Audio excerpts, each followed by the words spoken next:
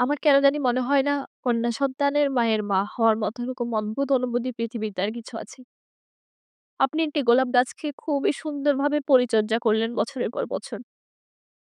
তাতে ডালপালা ছড়ালে, গোলাপ ফুটালে, সতেজ রাখলে। অথচ একটা সময় পর এই গোলাপ গাছটাকে কেউ গোড়া থেকে উপড়ে ফেলতে চাইবে।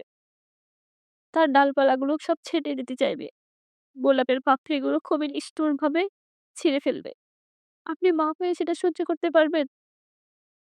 সংসার জীবনের এই ভয়ানক পরিণতিগুলো মারা অলরেডি ফেস করে ফেলে। মারা জানে সামনে মেয়ের ভাগ্য হতে এরকম কিছু আছে। এই অনুভূতিগুলো আসলে কি সহ্য করা যায়? আমি তো পারি না।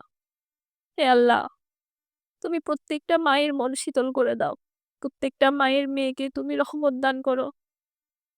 তারা যাতে সারা জীবন গোলাপের মতো ফুটে থাকতে পারে, সেই তৌফিক দান করো আল্লাহ।